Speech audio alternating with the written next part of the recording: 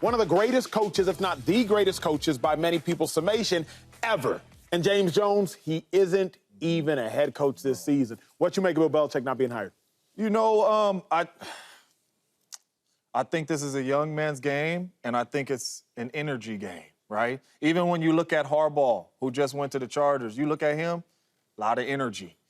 When you're Bill Belichick and you're coming in there and you saying, hey, man, I want this power in this and that power in that, and I want to be able to do this and do that, and people are looking at what you accomplished the last 2 years in New England, and not even wins-wise, developmental-wise, what your players look like, and it's not good, right? So for me, as a coach, to come in there, you probably, I'm just imagining the interviews. I'm not saying he interviewed bad or none of that, but I'm just imagining him going in there and then a young coach coming behind him with that different energy. I think this is a young man's game. And with Bill Belichick, you truly got to look at the development of the players. He has not developed any players over the last 2 or 3 years. And if you're taking over a young organization, right, and it's not a veteran organization, you got to be able to show people that over these last couple of years, you can develop these young players. And he has not shown that. With 6 Super Bowls, he has not shown over the last couple of years, I'm capable of doing that. And I think that's why he doesn't have a job yet.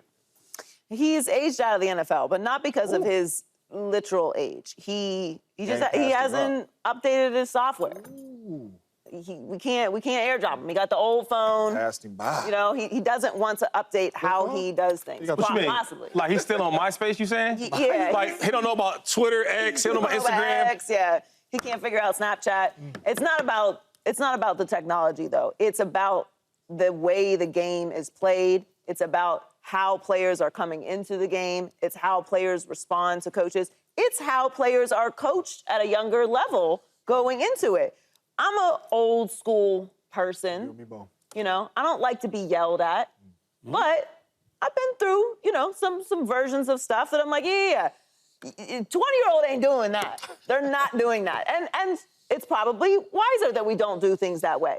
These kids have had development coaches. They're talking about NIL deals. They're coming into the league famous before they ever even get there, and not just from a football sense.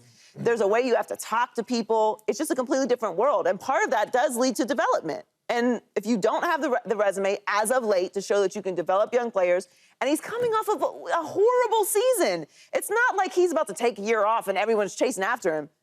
They let him go from a place. Let's be honest. It was a mutual decision, but we know what it was. From somewhere that he won 6 Super Bowls. Yeah. Listen, I say all the time, I don't need you to be nice, but you do got to be competent. You can be mean if you want to, if you get the job done. But you ain't getting the job done and don't nobody want to deal with you. That's not a good recipe. That's tough. Am I up? I've been telling y'all this. I'm not surprised. I told y'all the truth with the Patriots, why they were winning them championships. Just imagine this for a second. You got Bill Belichick coming to interview for your job, right? You're the owner, you're the GM, right? Y'all set up the whole game plan. We're gonna ask him, we're gonna do it. And you get excited because it is Bill Belichick. 6 winning championship, you know, you got the post-game interviews be different. He does the one-word answers. People love that, right? He gets to he sits down, he's like, we're like, Bill, man, we're happy to have you there. You know, how can you change our franchise? And they're gonna ask this next question. They're gonna say, man, you won 6 championships. Like, what did you do to accomplish that? How can you do that for us? And the answer's gonna be Tom Brady. Because without Tom Brady, I can't win. The 18 seasons he had with Tom Brady, he went to the playoffs 17 times. The, 11 seasons without Tom Brady, he went to the playoffs 2 times. This is who you really are, right? He's always brag around. He's won championships and say, no days off. Well, brother, you got a lot of time, a lot of days off now. The gig is up. Take the mask off. We know who you really are. You the same coach before Tom Brady, you wasn't winning. You the same coach without Tom Brady, you're not winning. You the same coach when you was with the Browns, you wasn't winning. This is who he is. So now I feel like the world knows you can't adapt. Think about this though. When you ever watch Andy Reid and all the older coaches when they win games, win playoff games, like they celebrate with their players. They do little dances like they just having fun with them. You don't see that with Bill. I can't even relate to you. And you 70. So you 70 plus and I can't relate to you. You don't show no growth and no development, none of my players. Why would I want you to be the coach of my team? People, they fall in love with the resume and who he is and what he's accomplished. But you gotta look bigger than that. You gotta look deeper in that. When I was with the Bills, I said that. I said, yo, me and Rex Ryan, I say this story all the time. Me and Rex Ryan was in the hot tub. Sounds a little weird, pause, but it was like, he's the only coach I've ever been in the hot tub with. Anyway, And we was like, yeah, they always praise Bill Belichick. If he don't have Tom Brady, who was he really? He's not a winner. I've been knew that. I played in the division. And now the world can see it. So you ask me, are you surprised he's not a head coach? No, I'm not surprised. It's about damn time. The truth is out. But he should golf. Go holler at Nick Saban. Go kick it with Nick Saban. Get on TV. Like, we would love to see you, Bill. But with the headsets and calling plays and all that, we over that. Them days is over with. He just dug Bill up, didn't he? I mean, that's what it is, though. It's not like when I think of high-level coaches and they're aging.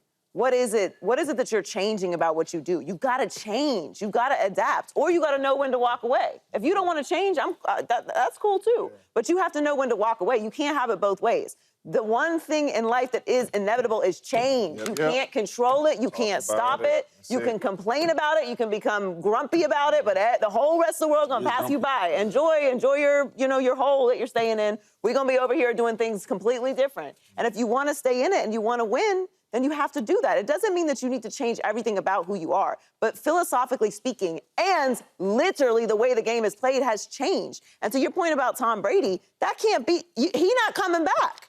So you go into a meeting and you're talking about how you did everything and your philosophies and how you would. How did that work for you the last couple years? You had a young quarterback. A young quarterback that honestly, like, I don't know what Mac Jones is or he isn't, but I don't think he's as bad as he's been. I don't think that. I think that they had a really good rookie year. Yeah, I think that they messed up the development of him. On top of that, you go against your philosophy for 1 second, doing a bunch of weird stuff, signing a bunch of really expensive players. It's tough to look at the resume as of late and say that he is somebody that you would want to bring into an organization, particularly when you look at his age, to say that this is somebody who's going to be here for the next 10 years and get us where we need to go. Can I ask one, before you ask you one question, though? Do y'all think this is who he really was the whole time? That's what I was thinking. I literally wrote down, do you have to change or were you just never that good? This is who he is. The reason I wrote that down is because... Can't do that. Why can't we do that? Hold on. The reason I say that is because I don't think Andy Reid changed. As Joy was talking, I was like, Andy didn't change. He ain't changed. Shady's known Andy since 2009. I've known him since 2012. Andy always had characters that were personalities, and he always let them be their personalities. Go back to T.O. Andy always And had he gets second chances, too. Andy, I'm just saying, Andy hasn't changed. I don't think John Harbaugh, the coach of the Ravens, and when he did change, it didn't work. When he stopped focusing on defense and started focusing on offense, when he stopped drafting defensive players and started focusing on drafting first-round picks, it didn't work. He had the number 19 defense 3 years ago. It didn't work. When he got back to who he was, it worked. I literally wrote down as Joy was talking, I'm like, do you have to change or were you just never that good? So it's funny, Shady, you interrupted my thought. Andy Reid didn't change. Harbaugh didn't change. Pete Carroll didn't change. Now, to our point, Pete Carroll lost the goodness of Russell Wilson, and he lost Earl Thomas, and he lost Richard Sherman, but I don't know. But which one of those coaches has 6 Super Bowls? Exactly. Which one of them coaches got Tom Brady? I hear you. Exactly. I hear you, but at the end of the day, there's not going to be an asterisk next to that, and we can. Why not? Y'all don't think going forward, people gonna talk about this? No, I don't. I think when he goes into the Hall of Fame, we're gonna talk about how he won 6 championships. We're gonna talk about how he drafted Brady and Gronk and Seymour and Vince Wilfork and Edelman and McCourty and Jamie Collins and Sante Samuel and Deion Branch and Logan Makins and Stephen Garkowski and Gerard Mayo, who's now the coach, and Nate Solder and Dante Hightower. We're gonna talk about what he did at the beginning of Tom's career, and we're gonna talk about how they won 6 championships together. When I was bringing this up about Belichick, nobody else was talking about it. About Tom Brady, the real reason why. Now it's all you see now. Everybody's a question mark. Was it Tom or was it Bill, right? Or am I tripping? So as much as y'all want to give him credit for all this great championships he's won, now look at y'all faces, though. Look how y'all looking, though. Look how y'all acting. Because y'all don't know. I'm looking at you crazy. I know exactly how I feel about Belichick. No, what I'm saying is, because on one hand, y'all saying he needs to change. He just all that, right? On the other hand, he did so much success with the Patriots. What's the real common factor here? The real common factor here, right, is that you've been with the Patriots for all these years, right? Before you got with Tommy, you was a loser. Stop me if I'm wrong. Yes or no? So what's the I'm speaking. Hold on. Let me go. Before you had Tom Brady, when you was the head coach of the Browns, was he a winner, James Jones? Not with the Browns, no. Joey Taylor, was he a winner? No. Okay. Well, ask me. He wasn't a winner with the Browns or the Patriots before Tom Brady. Now continue. Thank you, brother. I just wanted to clarify. Then you get... Like the Super Bowls, of course. No, he wasn't a winning, above 500. Yeah. He wasn't good. Right, because he's under 500 without Tom Brady as a winner. Okay, so then you give it the Patriots, right? And then This guy from Michigan came to save the day, right? Now you start winning championships. Soon he leaves. You back to being a losing coach. Am I wrong for saying that? I think it's not wrong, but it's limiting. It's not wrong, but it's limiting. I just need y'all to answer the question. In court, we can't do all this. In court, it's like, yo, is he a losing coach? Because we want to talk, so keep going. Go ahead. You said without Tom Brady, he's a losing coach. The second time around. Because the first time around, he was a loser. So gets Tom, he wins, then Tom leaves. Yeah. Is he a loser? Is he a loser now? Yeah. Joey? It's not a zero-sum game to me. What's his record then? Is it a winning record or is it a losing record? What triggered this conversation was he always bad? Is that what you wrote? Did you change or were you always this bad?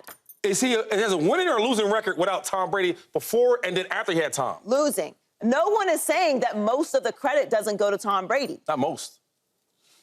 I said all. Well, so hold on. That's where we disagree. Hold on, because I think that 90% of it does. But you know what? I also think consistency matters. I think defense matters. I think drafting and developing players matters. Which, while he didn't do that towards the end of his career, which is why I say he aged out of the NFL. At the beginning of the time that Tom Brady was there, they had all kinds of great players. He's responsible for. Is coaches responsible for development, or are they not? Do you see him develop players now? I'm not talking about now, Shady. I've said that he is not, as of late, which is why he's not hired right now. He's not developing players. He hasn't aged out. The NFL has changed. You used to be able to build a team with defense and win a Super Bowl. You can't do that anymore. That sounds cool. It's tough, though, because the top 3 teams left, number 1 defense, number 2 defense, number 4 defense. And you want to talk about Brock Purdy as one of the top quarterbacks in the NFL, and the man he's playing is one of the greatest players that we've ever seen in the history of the sport. They got the number 2 defense in football. I just can't say. Hold on. We cannot do this to Bill Belichick. And I understand why. Hold on. And I understand why he does not have a job right now because of what has happened these last couple years. Understood. We cannot take away what he has accomplished in this game. Because even when he was with Tom Brady, the main thing everybody used to talk about when Tom was getting those Super Bowl rings was he had a top 5, top 10 defense every single time. The last Super Bowl he won with the Rams. 13-3. 13-3. So how does Bill not have nothing to do with this, though? We talked about I was in the business. I've been in the business since 2007. So if we talk about what fans were talking about, what players were talking about, what we were talking about on air, we talking about one to get to the Super Bowl. You got a whole lot of games to play to get there. So you're not gonna tell me that we're not disrespecting. We saying what it is. No, it's disrespectful. All right, how about this? Before we leave, I'm gonna just leave it like this, right? Because they're so disrespected. Before Tom Brady's under 500 winning coach. After Tom Brady, he's under 500 winning coach. Y'all do the math. Your greatest coach of all time, and Andy Reid, he has plenty of more championships than. Like, how are we taking that away from what this man accomplished? I want to revisit this conversation, but I don't know if we No matter what. What am I teasing people? What do y'all keep saying? Andy Reid will always be a good coach. The best player in the game. Subscribe here to get the latest from Speak, and go watch a few segments from our other shows on FS1.